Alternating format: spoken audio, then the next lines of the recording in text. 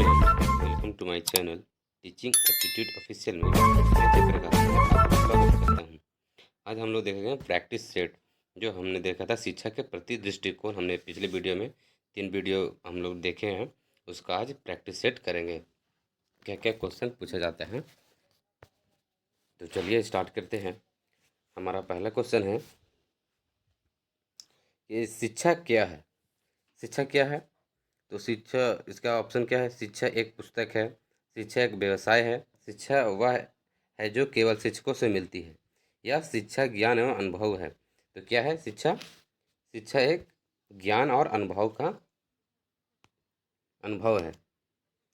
अगला हमारा क्वेश्चन है दूसरा, बाल केंद्रीय शिक्षा से अभिप्राय है कि बाल केंद्रीय शिक्षा से आप क्या समझते हैं। तो क्या इसका आंसर हो जाएगा? पहला है इसका, शिक्षक को बालक के स्तर तक आना होगा, या दूसरा ज्ञान को लघु पदों में बांटकर जिसे बालक सरलता से सीख सकता है। सी है हमारा, पाठ के कठिन बिंदुओं को हटा देना। और डी है, अध्ययन करते हुए कि बालक कैसा पढ़ेगा तथा सीखने की परिस्थितियां उत्पन्न करेगा। तो इसका आंसर क्या हो जाएगा? इसका आंसर हो जाएगा डी, अध्ययन करते हुए कि बालक कैसे पढ़ेगा और सीखने की परिस्थितियां उत्पन्न करना। ठीक है। अगला क्वेश्चन हमारा है, शिक्षक को ऐसे विद्यार्थियों को पढ़ाना चाहिए, कैसे विद्यार्थियों को पढ़ाना चाहिए? शिक्षक को कैसे विद्यार्थियों को पढ़ाना चाहिए? जो प्रतिभाशाली हो, मंद बुद्धि बुद्धि के हो, या सामान्य हो। तो तीनों प्रकार के होना चाहिए। सब उनके टीचर के लिए सब समान है, सबको लेकर चलना चाहिए। जो प्रतिभाशाली भी हो और मंद बुद्धि हो, उसको आगे बढ़ाने के लिए और उसको उत्साहित करने के लिए शिक्षक ही होते हैं कि आगे ले जाना बच्चों को। ठीक है, इसका आंसर क्या हो जाएगा? डी हो जाएगा, सही प्रकार। क्या क्या हो जाएगा इसका आंसर? प्रतिभाशाली, मंदबुद्धि और सामान्य लोगों को, विद्यार्थियों को पढ़ाना चाहिए। अगला क्वेश्चन हमारा है, चौथा हमारा क्वेश्चन है, शिक्षा के लिए उपयुक्त, क्या उपयुक्त होना चाहिए? शिक्षा के लिए क्या उपयुक्त होना चाहिए? तो शिक्षा के लिए इसका ऑप्शन क्या है? वर्तमान शिक्षा की पद्धति, बी है पुस्तक पर शिक्षा पद्धति, या सेमेस्टर पद्धति, या वस्तुनिष्ठ प्रश्न पत्र पद्धति होना चाहिए। शिक्षा में क्या उपयुक्त होना चाहिए? तो सेमेस्टर पद्धति होना चाहिए। क्या होना चाहिए? सेमेस्टर पद्धति होना चाहिए। अगला क्वेश्चन हमारा है, आधुनिक शिक्षा का वास्तविक लक्ष्य क्या होता है? क्या हो सकता है? आधुनिक शिक्षा का वास्तविक लक्ष्य क्या होता है? तो अगला क्वेश्चन हमारा है, ऑप्शन देखेंगे। ए बोल रहा है बालक में उत्तम आदतों का निर्माण, बी है उपाधियों का संकलन, सी जीवन यापन का प्रशिक्षण, और डी है पूर्वगामी महापुरुषों का अनुगमन। तो इसका आंसर क्या हो जाएगा? बालक में उत्तम आदतों का निर्माण होना। क्या होना? बालक में उत्तम आदतों का निर्माण होना। ठीक है। अगला क्वेश्चन देखेंगे, शिक्षा के शिक्षा के सप्त सूत्र के केंद्रीय भूत गुण माना जाता है। शिक्षा के सप्त सूत्रों में केंद्रीय भूत गुण क्या माना जाता है? तो क्या माना जाता है इसका? इसका ऑप्शन देखते हैं, मानवीयता, चारित्रिक चारित्रिक योग्यता, या आत्मानुभूति, या आर्थिक प्रभुता। तो इसका आंसर क्या हो जाएगा? हमारा ए हो जाएगा। क्या हो? मानवीयता। अगला क्वेश्चन हमारा है, अगला क्वेश्चन क्या हमारा है, छात्रों को सिखाने के लिए खोज पद्धति का आविष्कार किसने किया था? क्या होना चाहिए?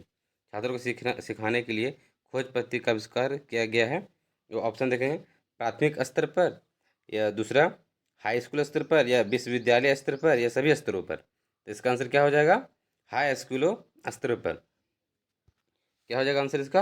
हाई स्कूल स्तर पर किया जाता है, खोज किया गया। अगला क्वेश्चन हमारा है, आठवां, शिक्षक का विद्यालय में सर्वोच्च कार्य क्या है?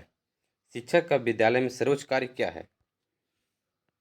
ऑप्शन देखेंगे, ए है छात्रों का मार्गदर्शन करना, छात्रों का मार्गदर्शन संबंधी प्रबंध करना, छात्रों की उचित देखभाल करना, या छात्रों का उपचार करना। इसका आंसर क्या हो जाएगा? छात्रों को मार्गदर्शन प्रदान करना। शिक्षा का क्या कार्य रहता है? छात्रों का मार्गदर्शन प्रदान करना। ठीक है। अगला क्वेश्चन देखेंगे हम लोग,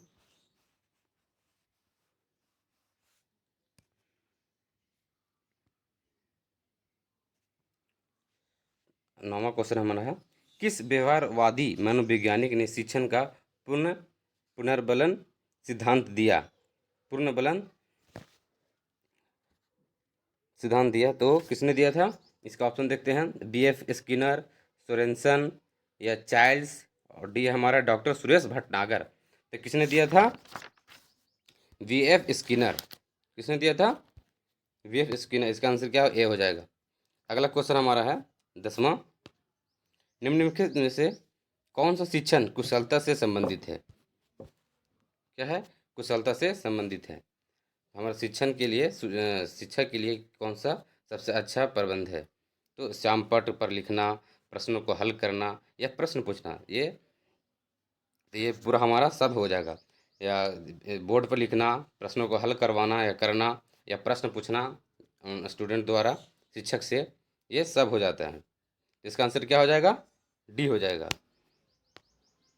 अगला क्वेश्चन हमारा है 11वां, शिक्षा की किंडरगार्टन पद्धति का प्रतिपादन किसने किया था? तो इसका ऑप्शन क्या है? टीपी नन ने, स्पेंसर ने, या फ्रोबेल ने, या मोंटेसरी ने। तो किसने किया था? मोंटेसरी ने किया था। हमने वीडियो में बताया था जब हम लोग पढ़ रहे थे सब्जेक्टिव, तो उसमें बताया था हमने। अगला क्वेश्चन हमारा है 12वां, एक अच्छा अध्यापक विद्यार्थियों के मध्य बढ़ावा देता है। एक अच्छा अध्यापक विद्यार्थियों के मध्य क्या बढ़ावा देता है? ये आपसे क्वेश्चन पूछ रहा है कि एक अच्छा अध्यापक विद्यार्थियों से क्या के मध्य, विद्यार्थियों और अध्यापक के मध्य में क्या बढ़ावा देता है? तो ऑप्शन इसका है प्रतियोगिता की भावना, बी है सहयोग की भावना, सी है प्रतिद्वंद्विता की भावना, और डी तटस्थता की भावना। तो इसका आंसर क्या हो जाएगा? सहयोग की भावना। क्या है? सहयोग की भावना होती है। अगला क्वेश्चन हमारा है, आधुनिक शिक्षण अधिगम प्रक्रिया में शिक्षक की भूमिका क्या होती है? तो क्या होती है भूमिका? तो ऑप्शन हमारा है सीखने हेतु एक अच्छे सुलभकर्ता की, बी है बच्चों की गणित विज्ञान और भाषा सिखाने की, सी है बच्चों को मूल्य आधारित शिक्षा देने की, और डी है हमारा बच्चों को सभी कुछ पढ़ाने की। क्या है? इसका आंसर हो जाएगा हमारा ए हो जाएगा, सीखने हेतु एक अच्छे सुलभकर्ता की। ठीक है,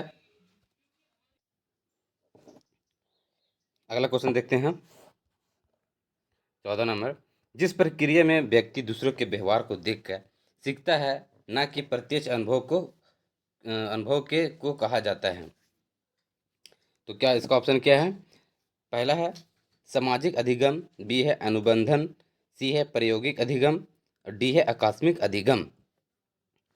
तो इसका आंसर क्या हो जाएगा? सामाजिक अधिगम। क्या हो जाएगा? सामाजिक अधिगम। अगला क्वेश्चन हमारा है 15 नंबर, शिक्षा के फ्रोबेल का महत्वपूर्ण योगदान क्या था?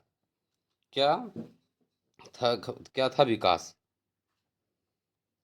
इसका ऑप्शन क्या है हमारा? ए व्यावसायिक स्कूल, किंडरगार्टन, सी है पब्लिक स्कूल, डी है मॉन्टेसरी स्कूल। इसका आंसर हो जाएगा क्या? Kindergarten school. ठीक है,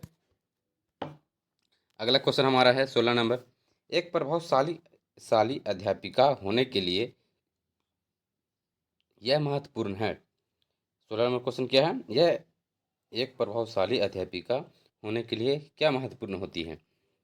तो ऑप्शन हमारा है पहला, ये ऑप्शन हमारा है पुस्तक से उत्तरों को लिखने पर बल देना, बी समूह गतिविधियों के बजाय व्यक्तिक अधिगम पर ध्यान देना, सी है विद्यार्थियों के द्वारा प्रश्न पूछने के कारण उत्पन्न व्यवधान की अनदेखी करना, और डी है प्रत्येक बच्चे को संपर्क में रहना। इसका आंसर क्या हो जाएगा? डी हो जाएगा। तो प्रभावशाली अध्यापिका होने के लिए क्या महत्वपूर्ण होनी चाहिए? तो हर बच्चों से संपर्क में रहना, जो पीछे बैठा है, बैक बेंचर है, या आगे बैठा है, या मिडिल में बैठा, तो शिक्षक की नज़र में सब स्टूडेंट इक्वल होना चाहिए, सबको नज़र में रहना चाहिए, क्या कौन बैठा है, कोई हल्ला कर रहा है, कौन शोरगुल कर रहा है। तो शिक्षा अध्यापिका को क्या महत्वपूर्ण होना चाहिए? प्रत्येक बच्चों के संपर्क में रहना चाहिए। ठीक है, अगला क्वेश्चन हमारा है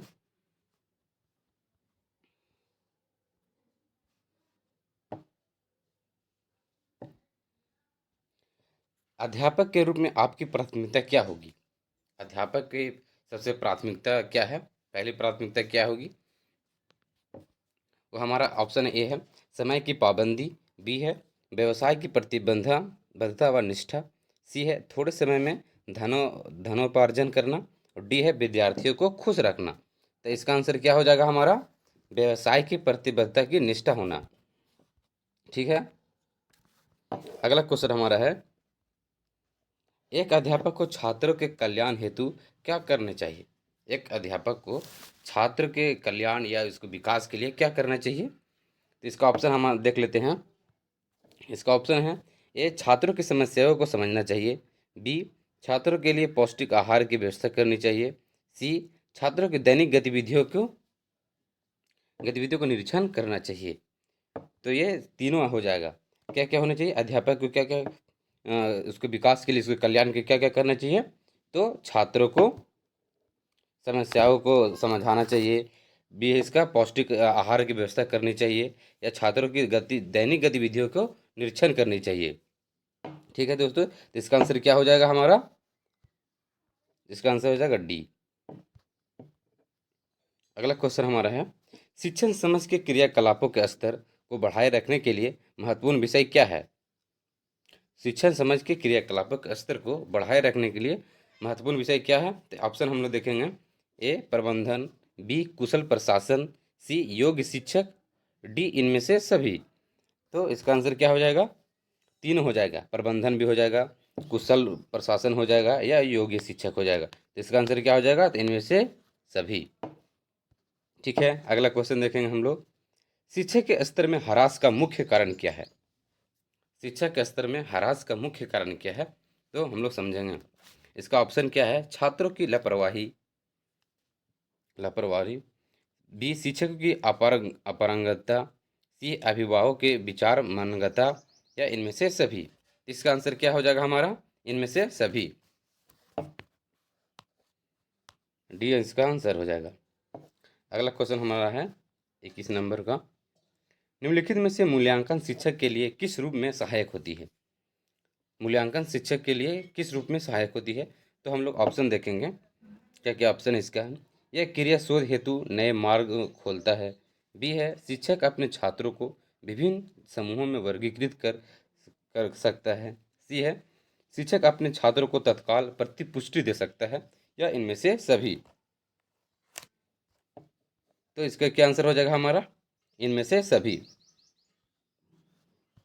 इसका आंसर क्या हो जाएगा हमारा? डी।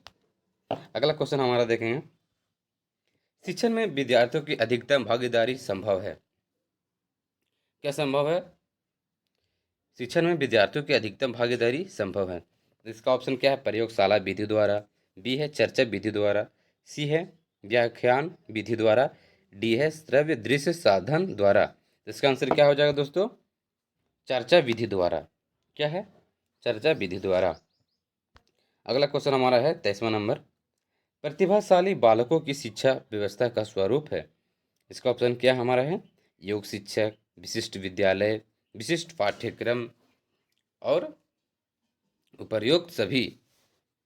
तो इसका आंसर क्या हो जाएगा हमारा? प्रतिभा बालकों के लिए शिक्षा व्यवस्था का स्वरूप होना चाहिए, योग शिक्षक भी होना चाहिए, विशिष्ट विद्यालय भी होने चाहिए, विशिष्ट पाठ्यक्रम भी होने चाहिए। तो इसका आंसर क्या हो जाएगा हमारा दोस्तों? तो डी उपर्युक्त सभी।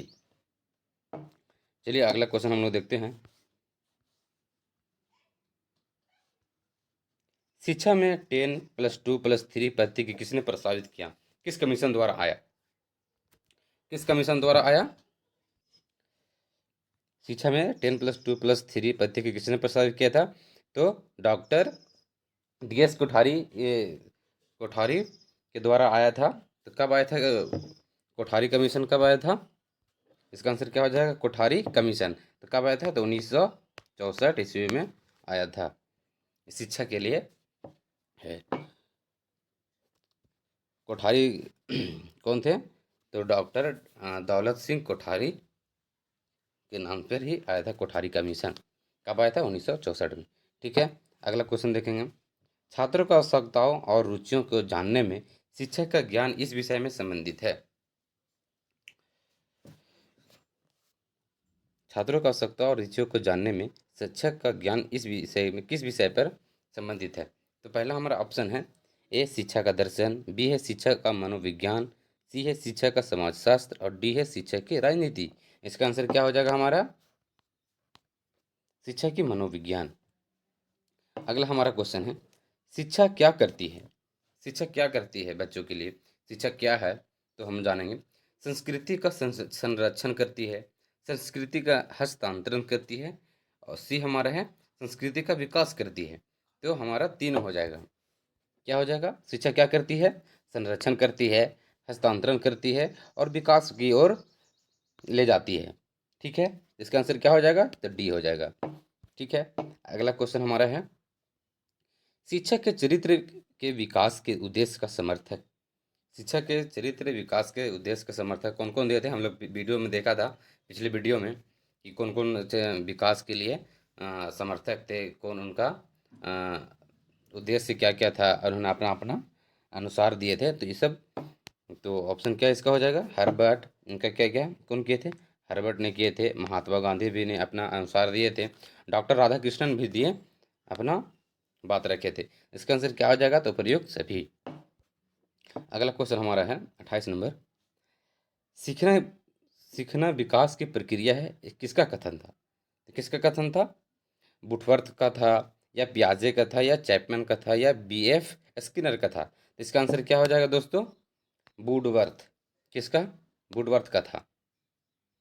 अगला क्वेश्चन हमारा है, छात्रों के छात्रों के छात्रों को अभिप्रेरणा प्रदान करने हेतु उत्तम उपाय क्या है? छात्रों को अभिप्रेरणा प्रदान करने के उत्तम उपाय क्या है? अभिप्रेरणा, या उसमें मन लगे, या स्कूल आने की उनको मन लगे। सरकार ने भी बहुत तरह का समिति योजनाएं चलाए हैं, जैसे साइकिल वितरण योजना, कपड़ा वितरण योजना, मिड डे मील चलाया गया कि बच्चे लोग ज़्यादा से ज़्यादा स्कूल में प्रवेश करें और आए अपना जीवन शैली सुधारें। ठीक है, अगला क्वेश्चन हमारा है, छात्रों को अभिप्रेरणा प्रदान करने हेतु उत्तम उपाय क्या है? ऑप्शन हमारा है ए नवाचार का प्रयोग, अच्छा भाषण देना, अभिभावक से शिकायत करना या प्रयोग सभी। तो इसमें इसका क्या आंसर हो जाएगा हमारा? नवाचारों का प्रयोग करना। क्या था? नवाचारों का प्रयोग करना। अगला क्वेश्चन हम देखेंगे 30 नंबर और लास्ट नंबर क्वेश्चन देखेंगे कि शिक्षण अधिगम का विश्लेषण क्या है? शिक्षण अधिगम का विश्लेषण क्या है? तो एक क्वेश्चन हमारा है, ऑप्शन अर्थपूर्ण सामग्री, बी है सार्थक सामग्री, सी है तार्किक सुदीयता। जिसका आंसर क्या हो जाएगा हमारा? डी हो जाएगा। डी हो जाएगा। ठीक है, अगला वीडियो में हम लोग देखेंगे क्वेश्चन, इसका आंसर क्या हो जाएगा हमारा? डी। इसी तरह चैनल में बने रहें और इसी तरह वीडियो हम लाते रहेंगे, और जो इस चैनल में नए आए हैं सब्सक्राइब और लाइक और फॉलो ज़रूर करें, शेयर करना ना भूलें। ठीक है, और सब्सक्राइब कर ले, बेल आइकन को प्रेस कर दे कि सबसे पहले वीडियो आपके पास आ जाए। ठीक है।